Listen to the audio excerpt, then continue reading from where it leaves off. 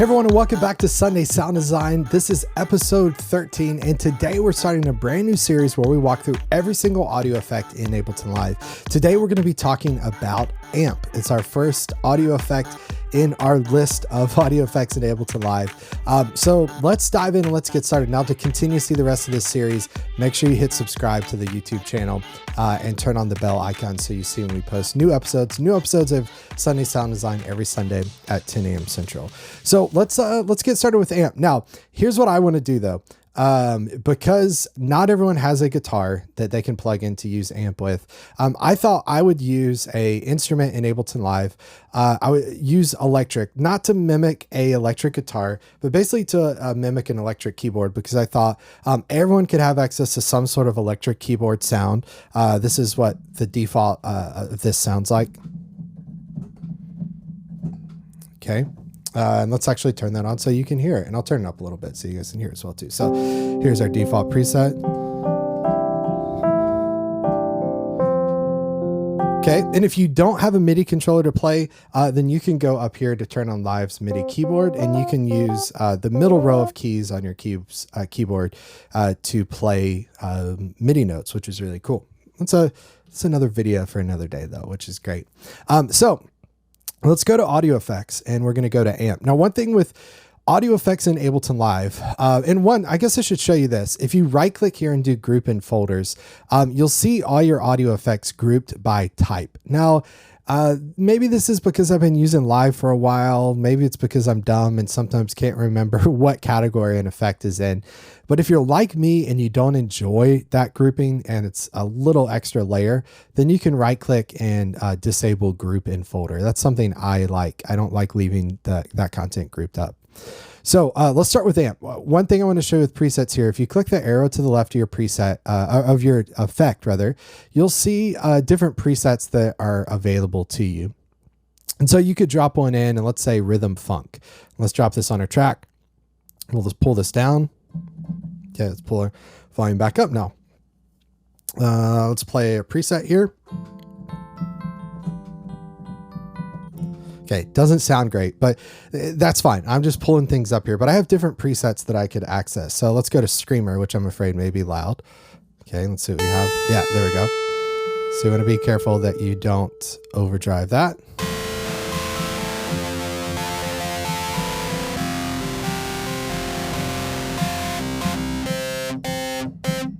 Okay, kind of a cool sound, kind of a neat sound, but those are how I could access different presets. So that could be helpful to you as you're working with your effect. But what I want to do, try to do in this series is just start with the default effect by itself. In order to do that, you could click and drag to load it onto the device you're currently working with, or you could double click to load it on the device you're currently working with. Amp is basically an amp simulator. So if you think of a guitar amp, you can click to clean, which is like a Vox style. Boost is like the boost channel of a Vox. Blues is a Fender style amp. Rock is a Marshall style amp. Mesa Boogie, a little more of a Mesa Boogie, and then a bass, I guess Ampeg style amp, if I had to guess, is what that is.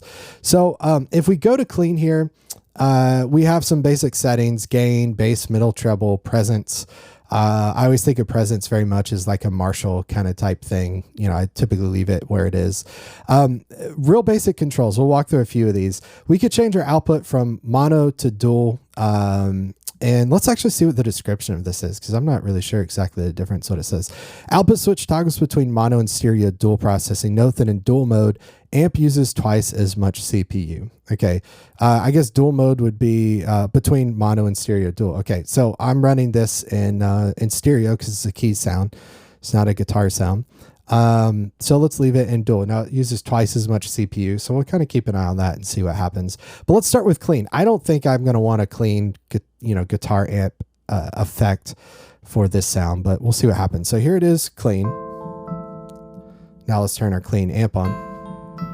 All right, you hear a little bit of drive in there, which has some possibility. Now, first thing I'm going to do, my dry wet is all the way at 100%. I think I'm going to leave that.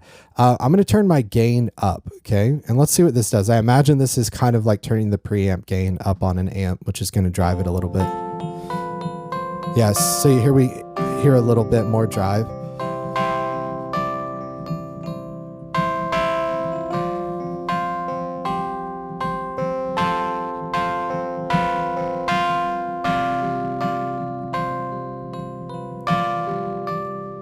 I will say it's quite dynamic too. I mean, that's not the cleanest, greatest sound, but it does feel a little bit like I've got an amp and I'm using an amp, because if I play light, you know, the drive is kind of light, and the heavier, the more I dig in. And we're hearing a little bit of the weird kind of like clippiness of that electric preset, less than the amp, but start to hear the drive get a little louder, which might be nice there. So what I could do is like, I could crank the preamp gain here of this amp and then turn my overall volume down. And that's going to keep it pretty consistently overdriven, I would imagine. Yeah.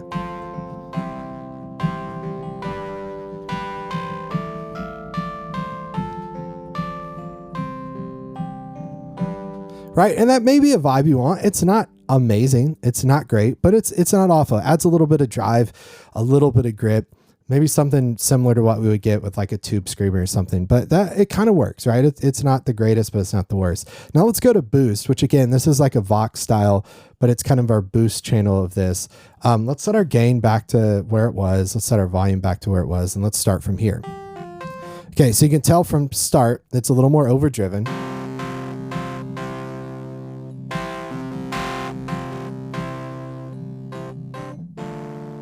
So even if I play softer, it's still pretty overdriven, right? So what I may want to do on something like this is bring my dry wet back so that it's an interesting sound. It's not great, but it's definitely quite interesting.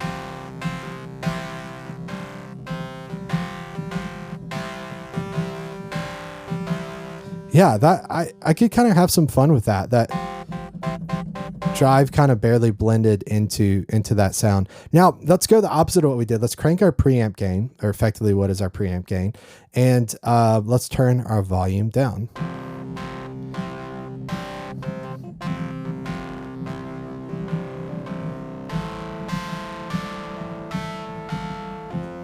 Now again, it's not great sounding, but particularly if I'm doing like a lead line or something, I could really see some effectiveness and,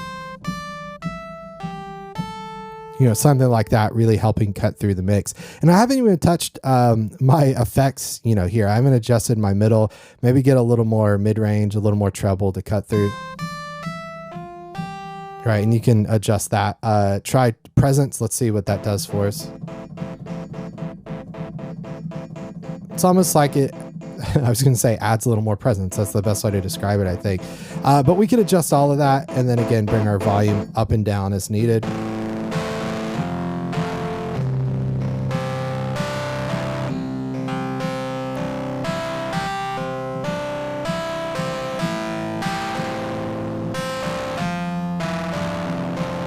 Again, it's not amazing, but it's a sound. It may work for you. Now, let's run through the rest of these real quick. Blues.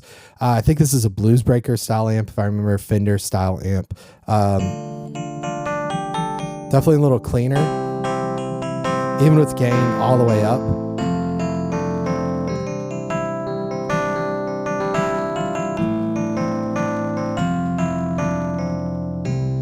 It just kind of gives an analog, slightly about to break up vibe. Like, I like that. Honestly, maybe for an electric keys style thing like this that we're doing, the blues amp style may be the best option for us. Okay. Now let's get our presence back to where it was. We'll click on these. This is one of my favorite things about live, by the way.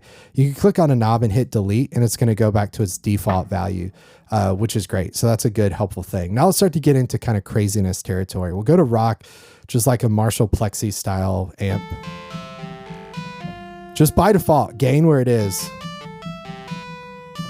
It's pretty clipped, it's pretty overdriven. Let's see how it adjusts. Yeah, there we go.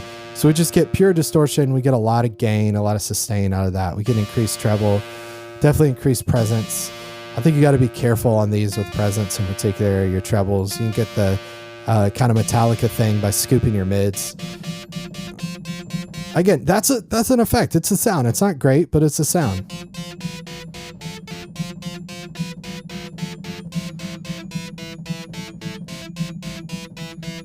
Right? Not amazing, but it works. Now, on this, I definitely want to increase my gain quite a bit. Kind of makeup gain, if you will. It's a sound. It works, you know. I could definitely hear with some delay or something like that could be really cool. Again, as we start to get into like lead stuff, it's kind of a cool vibe. I particularly think this next kind of Mesa Boogie style setup is going to be really cool for lead stuff. Hence the name lead. So let's start back to our defaults. Let's just hear what that sounds like.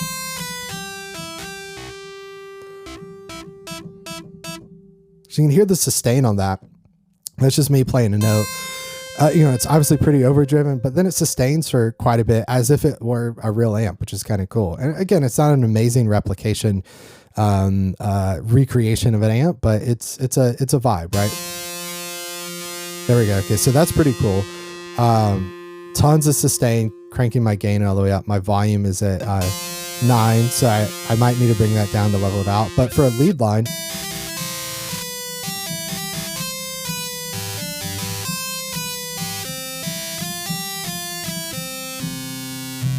even for a bass, I mean, I didn't even think about that. We haven't got to the bass preset, but something lower, right? Pretty cool, pretty fun. So let's go to heavy, which, as I would suspect, is an even heavier version of what we had there.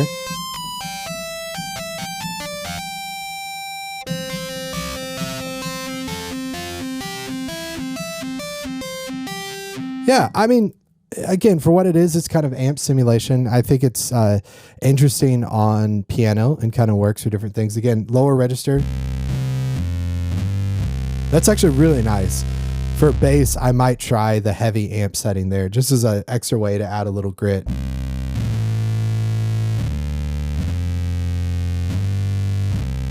All right, again, just watch your volume, kind of increase that, decrease that as needed. And then finally, let's go to bass. I have no clue what this is going to sound like. I'll watch my volume. I'm assuming kind of a slightly overdriven Ampeg, but we'll see. Yeah, so that's pretty cool. Again, I think I could bring my volume up a little more. If I decrease my gain, it cleans up a little, but it's just got a little bit of grit. Even with an electric kind of Rhodes style keyboard playing in my left hand using the bass amp setting, it's not bad. It could work for a bass sound.